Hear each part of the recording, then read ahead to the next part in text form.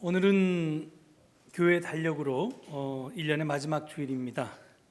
우리가 사용하는 태양력은 1월 1일에 새해를 시작하고 12월 31일에 한 해를 끝내는데, 교회력은 대림절 첫째 주일에 새해를 시작하고 그리고 오늘 왕이신 그리스도 주일에 한 해를 마칩니다.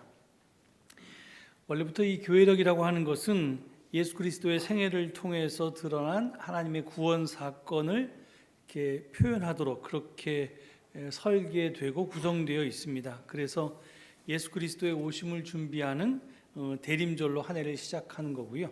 그리고 그 예수 그리스도가 태어나서 우리 가운데 사시고 순환당하시고 부활하시고 승천하시고 이런 모든 과정을 통해서 마지막에 하나님의 구원이 예수 그리스도가 만왕의 왕임을 이렇게 선포하고 즉위하는 것으로 한 해를 마치게 이렇게 설계되어 있습니다.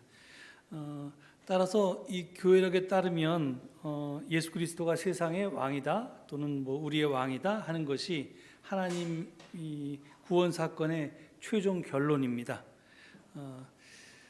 이 제왕적 대통령 때문에 갖가지 문제가 발생하고 있는 우리나라 상황에서 예수 그리스도가 왕이다라는 표현이 여러분에게 좀 거슬릴지도 모르겠습니다.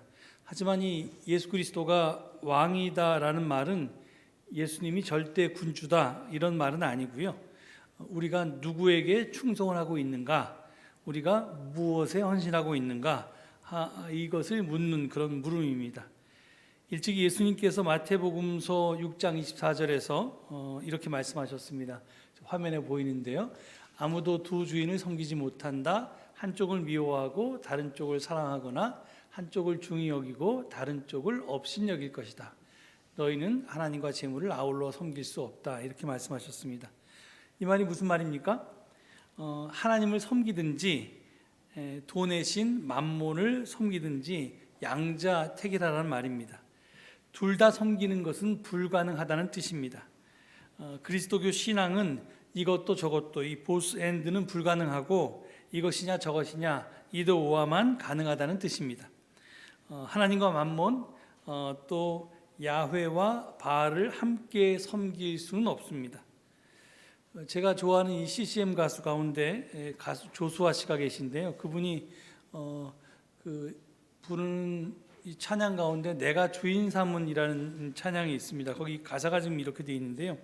내가 주인 삼은 모든 건 내려놓고 내 주 대신 주 앞에 나가 내가 사랑했던 모든 건 내려놓고 주님만 사랑해. 주사랑 거센 풍랑에도 깊은 바다처럼 나를 잠잠케 해. 주사랑 내 영혼의 반석 그 사랑이 예설이. 이런 간단한 가사를 가지고 내가 하나님만 사랑하겠다, 예수 그리스도만 사랑하겠다라고 하는 것을 이렇게 표현한 그런 찬송입니다. 그렇습니다. 예수 그리스도가 왕이시다, 예수 그리스도가 나의 주이시다 라고 하는 고백은 그동안 내가 주인으로 삼고 섬기고 충성하고 헌신해 왔던 모든 것을 이제 다 내려놓고 이제부터는 주님만 사랑하고 주님에게만 헌신하겠다는 그런 고백입니다. 그래야만 하나님의 구원이, 하나님의 꿈이 비로소 실현될 수 있는 것입니다.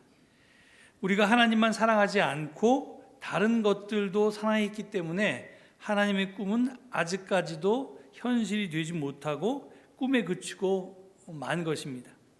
그래서 우리가 매해 한 해를 마무리하면서 이 왕이신 그리스도 주일이 우리에게 묻는 겁니다. 당신은 지난 1년간 진정으로 당신이 주인 삼았던 사람은 이는 누구입니까? 당신은 무엇을 주인으로 삼고 1년 365일을 살아왔습니까? 당신은 정말 예수 그리스도에게만 헌신합니까? 혹시 그리스도와 맘몬은 이렇게 양다리 걸친 건 아닙니까? 다른 이가 아니라 바로 당신이 하나님의 꿈 실현의 방해꾼은 아닙니까? 이런 여러 가지 질문을 우리에게 하는 겁니다. 그래서 다시 우리에게 평화의 왕, 사랑의 왕, 또 생명의 왕으로 오시는 예수 그리스도를 맞아들이는 대림절을 시작하기에 앞서 지난 1년간의 우리의 신앙생활을 되돌아보는 주일이 바로 오늘입니다. 이 교회력으로 한 해의 마지막 주일인 오늘 이 성서 일과가 제시한 구약 본문은 에스겔서 34장의 말씀입니다.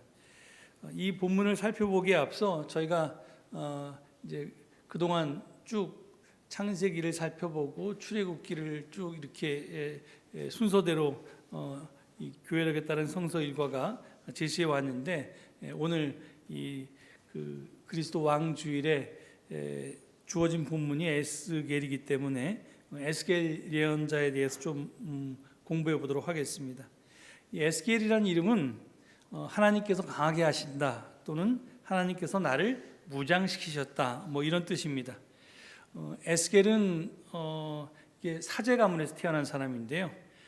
예루살렘의 대사제 사독의 후손인 이 사제 부스의 아들로 태어났습니다. 그러니까 이 구약 시대에는 이 사제가 쭉 이렇게 세습이 됐기 때문에 레위 지파 사람들이 이 사제를 맡아왔는데, 이게 이제 그 지파 사람들은 계속해서 그 일을 맡아왔기 때문에 아버지가 사제였으니 그도 당연히 사제가 되었습니다. 그런데 그는 참 비운의 사제였습니다. 왜냐하면 잘 아시는 것처럼 사제는 당연히 성전에서 제사를 드리는 일에 복무해야 하는데, 바빌로니아 왕 느부갓네살이 예루살렘을 점령했을 때 그 남왕국 유다의 왕 여호와긴과 함께 그는 바빌론으로 끌려갔기 때문입니다. 사제가 있어야 할 곳은 예루살렘 성전인데 낯선 땅 바빌론으로 끌려갔으니 날마다 제사를 드리는 사제 본연의 역할을 더 이상 수행할 수 없게 되었습니다. 그러니까 이름만 사제지 뭐 이렇게 자기의 업이 없는 그런 사람이 됐습니다. 그렇게 유배지에 끌려온 지 5년째 접어들었던 때인 기원전 593년경에 그발 강가에서 하나님께서 에스겔을 예언자로 부르십니다. 그 이후로 그는 이스라엘 백성의 파수꾼이요 보초로서 22년 동안 한결같이 하나님의 말씀을 이스라엘 백성들에게 전했습니다. 그런데 그의 예언은 전반기와 후반기가 내용을 전혀 달리합니다. 주전 586년에 있었던 예루살렘 함락을 전환점으로 심판의 예언과 복구의 예언으로 구분됩니다. 그러니까 그가 유다 왕 여호와긴과 함께 바빌론으로 끌려왔지만 그때까지는 아직 남왕국 유다가 멸망하지 않았습니다. 그냥 우리로 얘기하면 그 괴뢰 정부 같은 이제 그 허수아비 왕을 하나 세우고 실지 왕 여호와긴은 이제 바빌론으로 끌고 가고, 그 다음에 이스라엘이 남유다가, 그러니까 어떻게 겨우 이렇게 나라로서의 명맥은 몇 년도 유지하다가 그 다음에 이제 완전히 멸망을 하고, 그리고 바빌론이 예루살렘에 쳐들어가서 그 예루살렘을 함락했을 뿐만 아니라 성전을 몽땅 다 그렇게 기물을 드러내서 그걸 팔았다고 하는데요.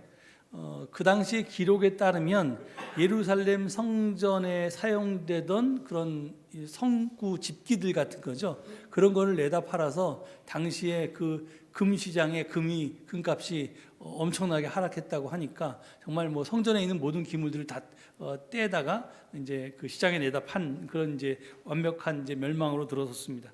하여튼 그래서 지금 이 에스겔은 정확하게 남왕국 유다가 멸망하기 전에 먼저 바빌로니아로 포로로 끌려왔고요. 끌려오자마자 또 바로 예언자가 된 게 아니라 5년이라는 텀이 있다가 하나님의 부르심을 받았고, 그리고 이제 그 이후에 7년 동안은 예루살렘이 멸망할 때까지, 그러니까 이제 끌려온 지 12년 정도 지난 다음에 이제 예루살렘이 멸망하게 되는데, 그럴 때까지는 이제 심판의 메시지를 선포하다가 예루살렘이 멸망한 다음에는 이제 희망의 메시지를 선포하게 됩니다. 하여간 그 전에는, 그러니까 간단하게 말씀드리면 이게 너희들이 이런 잘못을 저지르면 안 된다. 너희들이 이게 잘못했기 때문에 하나님께서 이 바빌론을 통해서 너희들을 심판하는 거다. 그러니까 지금이라도 정신 차리고 똑바로 살아라. 그렇지 않으면 진짜 망한다. 이런 이제 멸망의 메시지를 선포했던 거고요. 그리고 이제 그렇게 선포했음에도 불구하고 이스라엘이 돌이키지 않고 계속해서 잘못을 저질렀고, 그래서 바빌론에 의해서 남왕국 유다가 멸망하게 되자 이제 절망한 백성들에게 희망을 이야기하기 시작했습니다. 이 희망을 얘기한 예언의 부분에 오늘 본문이 들어 있습니다. 오늘 이 본문 말씀에서 하나님께서는 당신이 직접 이스라엘의 목자가 되겠다고 말씀하십니다. 그 이유는 이스라엘의 목자들이 자신들만 돌보고 정작 백성인 양떼를 돌보지 않았기 때문입니다. 그 상황을 오늘 본문 이 34장 이 뒤에서부터 우리가 본문인데요. 그 앞에 있는 1절에서 10절에서 자세히 묘사하고 있습니다. 좀 긴데요. 제가 한번 그걸 읽어보도록 하겠습니다. 나 주 하나님이 이렇게 말한다. 자기 자신만을 돌보는 이스라엘의 목자에게 화가 있을 것이다. 목자들이란 양떼를 먹이는 사람들이 아니냐?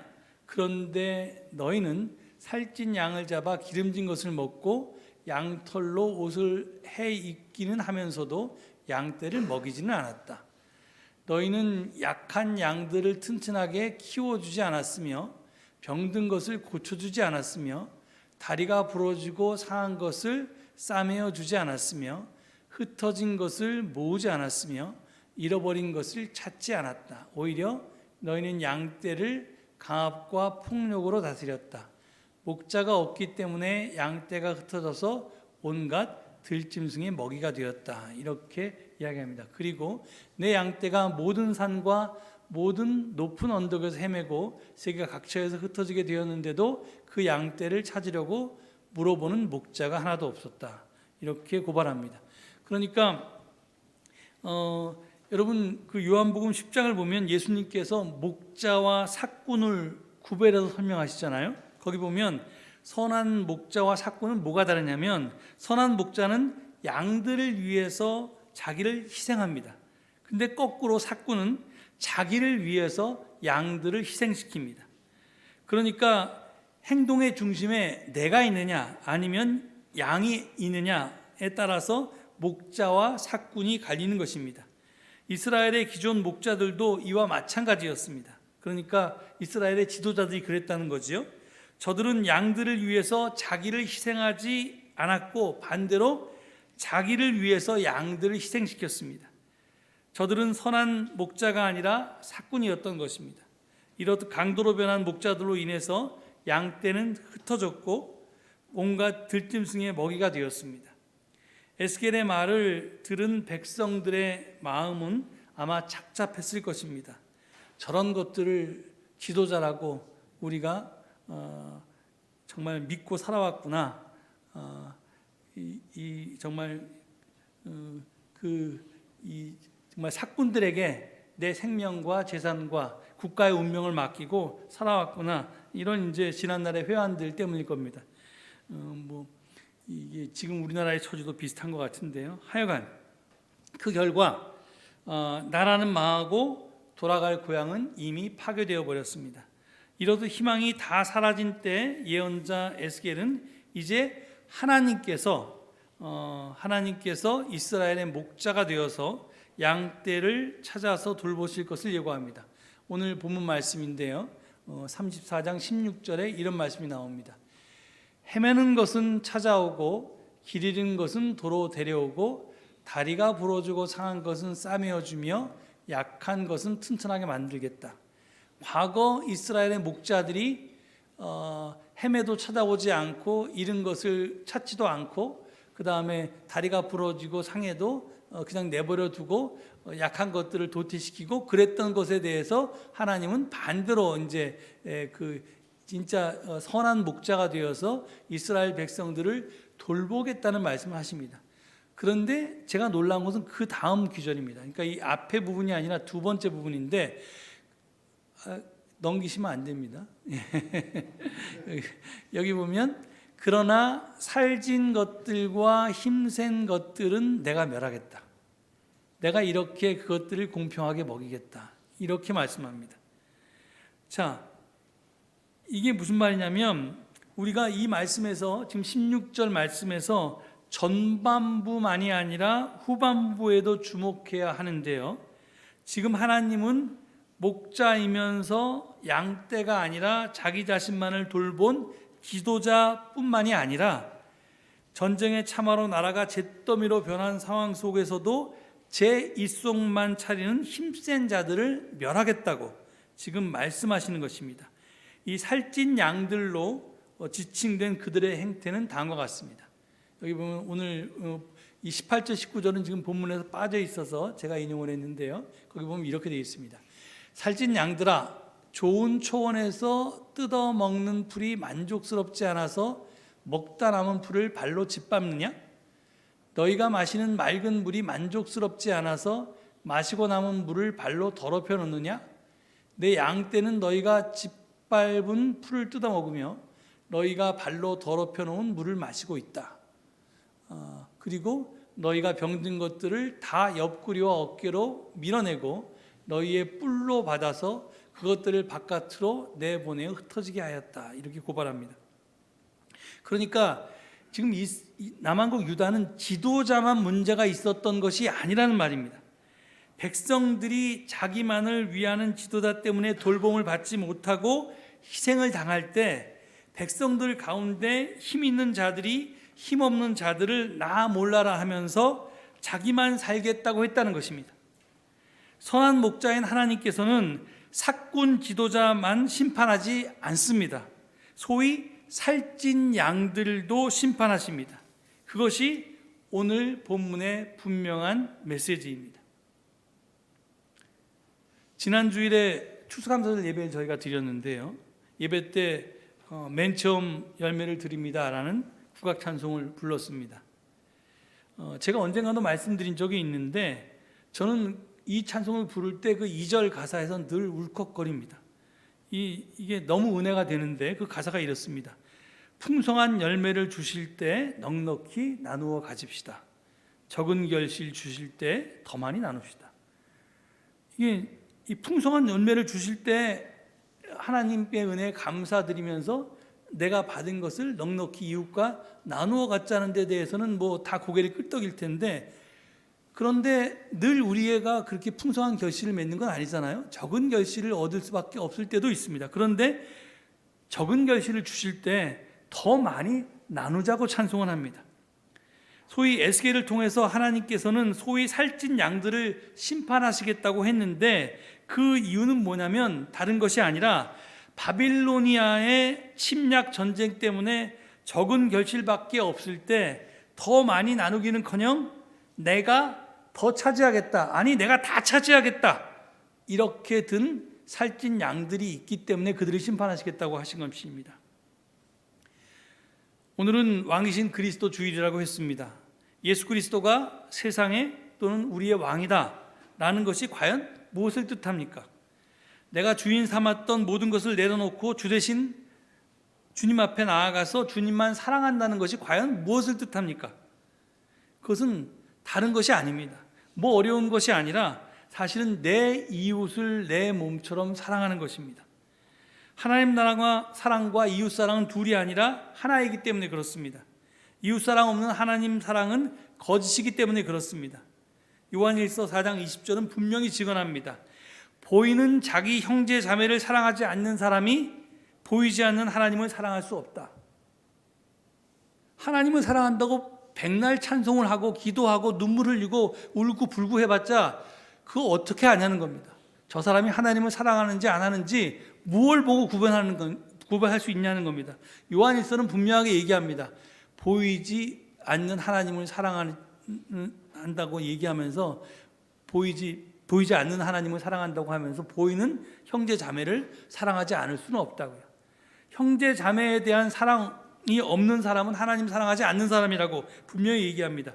그래서 예수님도 하나님 사랑과 이웃 사랑을 가장 큰 계명이라고, 이 두 가지는 구분할 수 없는, 어떤 게 더 앞설 수 없는 가장 큰 계명이라고 그렇게 말씀하셨던 것입니다. 오늘 성서일과는 사실은 우리가 잘 알다시피 제1독서는 구약의 본문을 제시하고요, 제2독서는 서신서의 본문을 제시하고요, 그리고 복음서에서 본문을 제시하고 또 시편의 말씀을 제시하는데, 저희가 시편은 교독을 했고 그 다음에 이제 구약의 말씀을 본문으로 했습니다. 그런데 오늘 주어진 복음서 본문은 우리가 잘 아는 마태복음 25장 최후 심판의 비유입니다. 그 본문에서 보면 양인지 염소인지 의인인지 악인인지, 그래서 이 사람이 천국 갈 것인지 아니면 지옥에 떨어지고 말 것인지를 구분하는 기준이 있습니다. 심판의 잣대가 있습니다. 그것이 무엇입니까? 그것은 굶주렸을 때 먹을 것을 주고, 목말랐을 때 마실 것을 주고, 나그네 되었을 때 따뜻하게 맞이하고, 헐벗었을 때 입을 것을 주고, 병들었을 때 돌보아 주고, 감옥에 갇혔을 때 찾아준 것입니다. 내가 잘 아는 사람, 내 가족, 내가 사랑하는 사람이 그랬을 때 그러라는 게 아니라, 내가 잘 알지 못하는 사람일지라도 내가 같은 사회 속에서 살아갈 때 그런 소식이 들렸을 때 내 눈앞에 그런 사람들이 보이면 그런 사람들의 필요를 채워주는 일, 이것이 내가 의인이냐 악인이냐, 아니면 천국 갈 것이냐 지옥 갈 것이냐를 결정하는 기준이 된다는 겁니다. 즉 형제 자매 중에 지극히 작은 자 하나에게 어떻게 했느냐가 심판의 기준입니다. 예수님이 최후의 심판의 비유에 담아서 전하고자 했던 메시지는 명백합니다. 세상 종말에 있을 하나님의 심판에서 각 사람을 판단할 기준은 인종이나 종교가 아니라는 겁니다. 예수 믿기 때문에 구원하고 예수 안 믿기 때문에 지옥 가게 하겠다? 예수님이 그런 말씀을 하신 적이 없습니다. 그 사람이 지성이 있느냐 신앙이 있느냐 이것도 아닙니다. 부자냐 또는 명예가 있느냐 권력이 있느냐 이런 것은 더더욱 아닙니다. 그 기준은 고통받는 이웃에 대한 그 사람의 태도가 어땠느냐입니다. 그래서 야고보서 2장 14절에서 17절은 이렇게 증언합니다. 나의 형제자매 여러분, 누가 믿음이 있다고 말하면서 행함이 없으면 무슨 소용이 있겠습니까? 그런 믿음이 그를 구원할 수 있겠습니까? 어떤 형제나 자매가 헐벗고 그날 먹을 것조차 없는데 여러분 가운데 누가 그들에게 말하기를 평안히 가서 몸을 따뜻하게 하고 배부르게 먹으십시오 하면서 말만 하고 몸에 필요한 것들을 주지 않는다고 하면 무슨 소용이 있겠습니까? 이와 같이 믿음의 행함이 따르지 않으면 그 자체만으로는 죽은 것입니다. 행함이 없는 믿음은 죽은 것이라고 야고보 사도는 얘기합니다.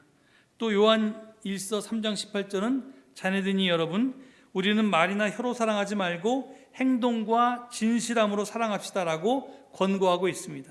그렇습니다. 이 성구들에 따르면 사람들 앞에서 예수를 주라 시인하는 것은 우리의 말의 고백이 아니라 몸의 고백이어야 한다는 것입니다. 믿음은 몸의 행함의 삶의 고백이어야만 합니다. 또한 예수 그리스도가 세상의 왕이다, 예수 그리스도가 우리의 왕이다 라는 것이 뜻하는 것이 바로 이런 몸의 고백을 통해서, 삶의 고백을 통해서 내 이웃을 내 삶과 내 행동으로, 내 삶으로 사랑하는 것입니다. 우리가 오늘 사실은 우리가 부르는 찬양 자체가, 또 성가대가 부르는 찬양 자체가 예수님을 왕으로 이렇게 찬양하는 그런 내용인데요. 그 찬양의 실질적인 내용은 우리가 어떻게 이웃을 사랑하며 사는가로 표현되지 않으면 그 찬양은 다 빈말에 불과하다는 겁니다. 제가 얼마 전에 안병무 기념사업회가 주관한 안병무학교에서 역사적 예수, 그때와 오늘 지금이라는 제목으로 강연을 했습니다. 사실 그 강연을 준비할 때 그 전에 안 선생님의 27주기 추모일이 있어서 그 추모 강연을 들었는데요. 그때 우리 교회에서 설교하신 바 있는 이대 박경미 교수가 대지의 공동체와 하나님 나라 경쟁가라는 제목으로 이제 말씀을 하셨어요. 근데 이제 그때도 이제 제가 생각했던 건데, 제 스승이신 안병호 선생님은 평생 역사적 예수를 추구하는 것이, 역사적 예수가 어떤 분이었나 하는 것을 알고 싶어 했습니다.